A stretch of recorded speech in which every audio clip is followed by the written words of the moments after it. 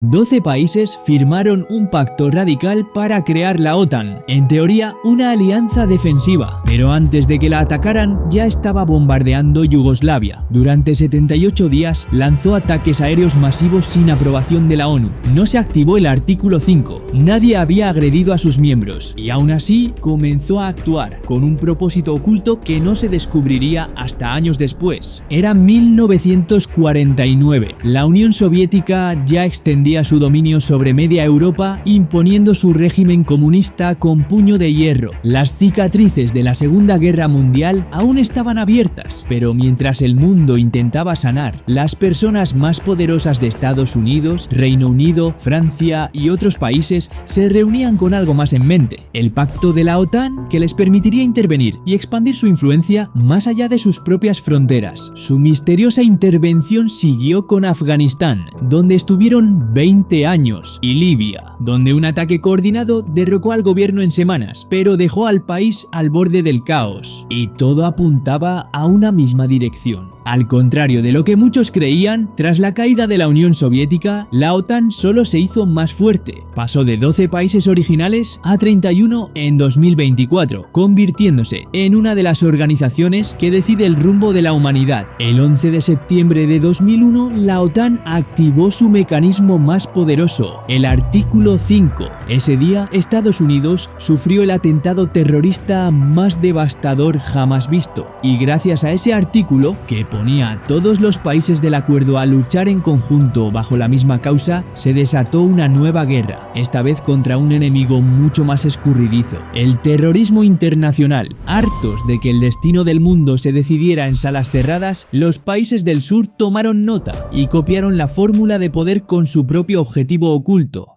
El BRICS no surgió de guerras, y la frustración compartida que tenían por quedar siempre al margen les llevó a tomar 3 decisiones importantes. Brasil, Rusia, India, China y Sudáfrica unieron fuerzas bajo el acrónimo de BRICS, pero lo que comenzó como una etiqueta de marketing para mercados emergentes se convirtió en un bloque político y económico real. Hoy, estos países abarcan más del 26% de la superficie terrestre y más del 40% de la población mundial. Y aunque sus sistemas políticos no podrían ser más distintos, todos comparten un objetivo: romper el monopolio occidental sobre el poder global. Han creado su propio banco, proponen comerciar en monedas locales y hasta discuten la expansión de miembros, pero también arrastran contradicciones internas. Mientras Rusia bombardea Ucrania, dentro del BRICS se cocina otra batalla. India y Brasil se alejan de Putin en silencio, y China juega su propio ajedrez. El bloque que nació para desafiar a Occidente ahora corre el riesgo de quebrarse desde dentro. En 2023, el BRICS sorprendió al mundo al invitar a nuevos países como Egipto, Irán y Argentina a unirse, un gesto que no solo busca ampliar su influencia, sino consolidar su narrativa como el contrapeso del G7.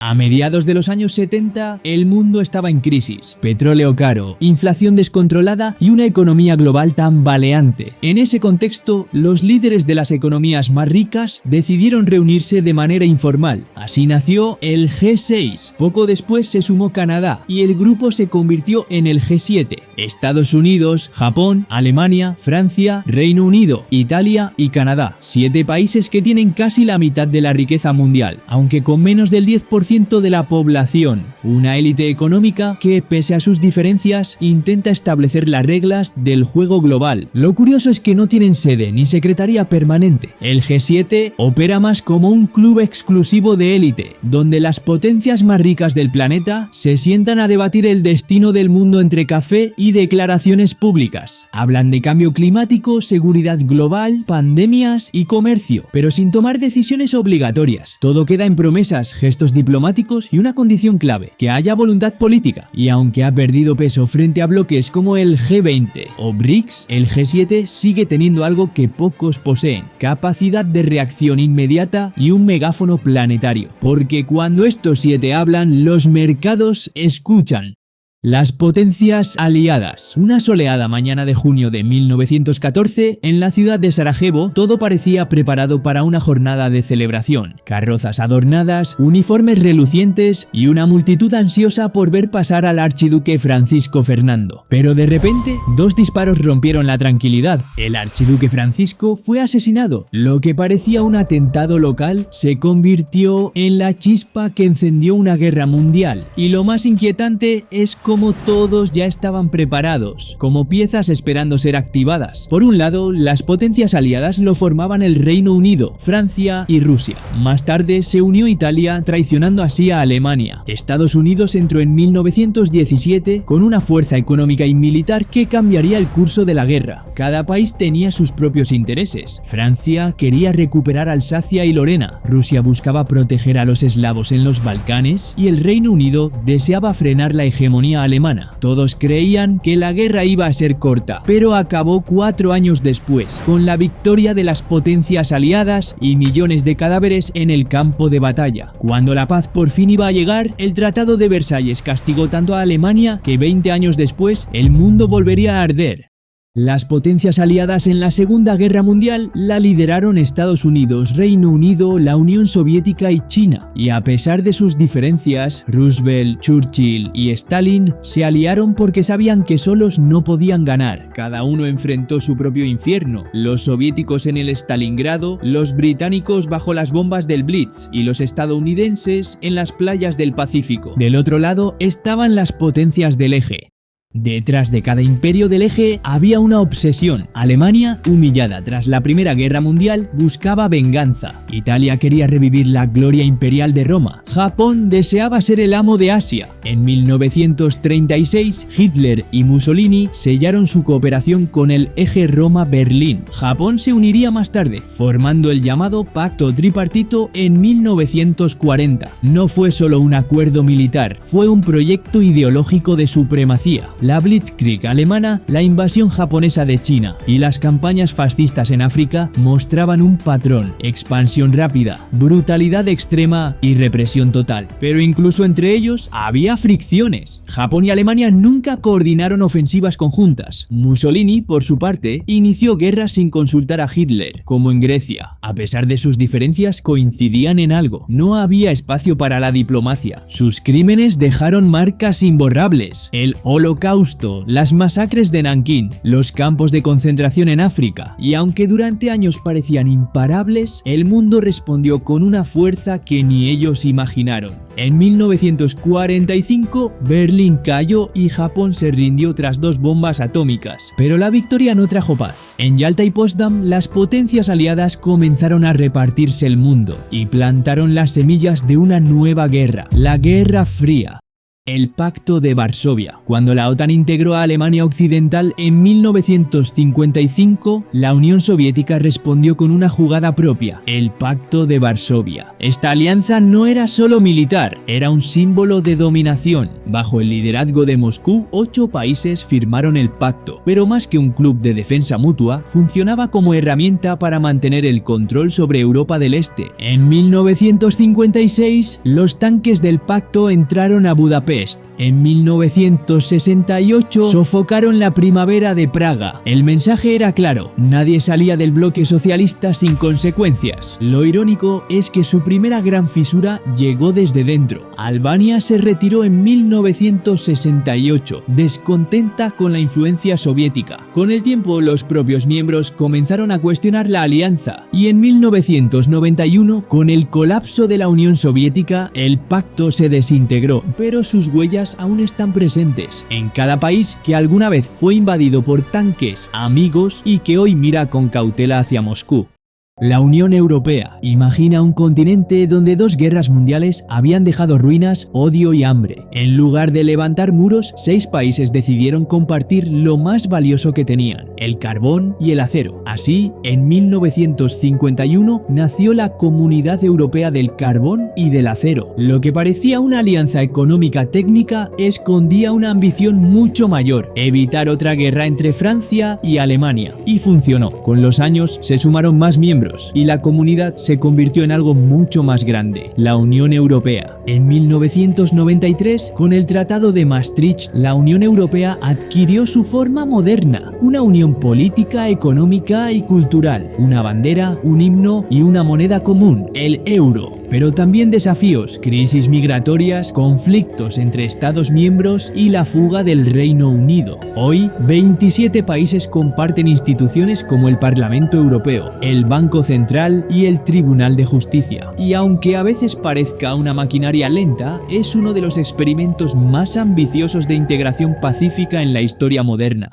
La Liga Árabe. Cuando terminó la Segunda Guerra Mundial, 7 países árabes decidieron que había llegado el momento de hablar con una sola voz. Así nació esta organización en 1945, con Egipto como epicentro diplomático. Su objetivo inicial era noble: promover la unidad política entre los estados árabes, coordinar posturas comunes y defender la causa palestina. Pero la historia no sería tan sencilla. Desde el principio, la Liga enfrentó desafíos internos: monarquías contra repúblicas, estados seculares contra islámicos, golpes de estado, guerras civiles y rivalidades personales entre líderes complicaron cualquier intento real de unidad. Aún así, la Liga Árabe fue un actor clave en momentos como el embargo petrolero de 1973, que sacudió al mundo occidental. También ha servido como mediador en conflictos regionales, aunque con resultados mixtos. Hoy cuenta con 22 miembros y una misión aún vigente: encontrar puntos en común en una región plagada de diferencias. Y aunque la crítica más común es su ineficacia, sigue siendo el único foro donde el mundo árabe intenta escucharse a sí mismo.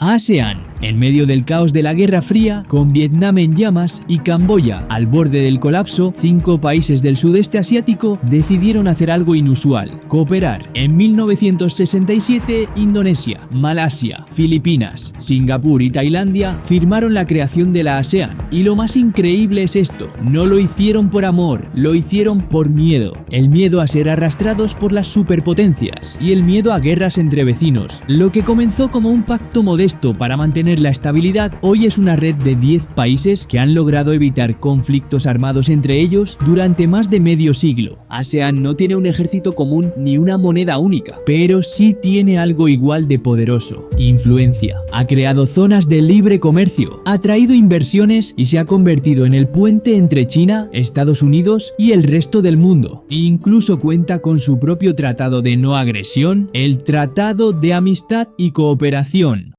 OIC. Todo empezó con fuego. En 1969, un atentado en la mezquita de Al-Aqsa provocó indignación en todo el mundo islámico. Fue el punto de inflexión. De esa crisis nació la Organización de la Cooperación Islámica. 57 países, desde Marruecos hasta Indonesia, decidieron formar un bloque para proteger sus intereses religiosos, económicos y geopolíticos. Su objetivo es fortalecer la solidaridad islámica, defender los lugares sagrados y apoyar la causa palestina. Pero detrás del discurso religioso también hay política. Las tensiones entre chiitas y sunitas, las rivalidades entre Irán y Arabia Saudí y las divisiones entre países secularizados y teocráticos han hecho que la OIC funcione más como foro que como fuerza. Aún así, ha lanzado iniciativas en ciencia, salud, educación y ayuda humanitaria. Y en un mundo donde el Islam es constantemente puesto a prueba en el debate global, la OIC intenta equilibrar tradición y modernidad en un tablero geopolítico cada vez más complejo.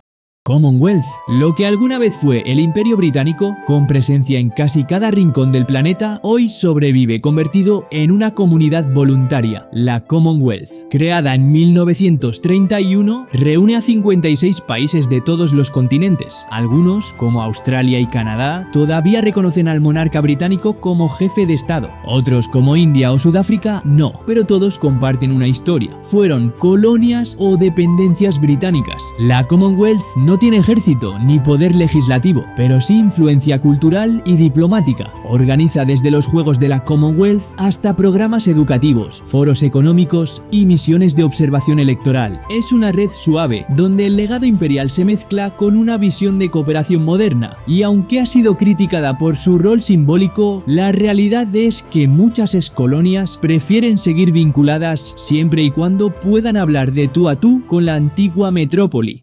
ALBA. En 2004, mientras Estados Unidos impulsaba el ALCA, el Área de Libre Comercio de las Américas, dos países decidieron plantar cara. Venezuela y Cuba fundaron la ALBA, la Alianza Bolivariana para los Pueblos de América, y su objetivo era claro: no competir, sino resistir. Inspirada en el pensamiento de Bolívar y Martí, ALBA se presentó como una alternativa anticapitalista. Rechazaba el libre mercado, proponía cooperación solidaria y se sostenía principalmente con el petróleo venezolano. Proyectos como Petrocaribe ofrecieron petróleo barato a cambio de apoyo político. Iniciativas como la Misión Milagro llevaron atención médica gratuita a América Latina, pero la crisis económica de Venezuela debilitó su capacidad de sostener la alianza. Hoy, ALBA cuenta con menos miembros activos, pero sigue viva, no como bloque comercial, sino como símbolo de una lucha ideológica que, aunque desgastada, aún tiene fuerza en ciertos discursos latinoamericanos.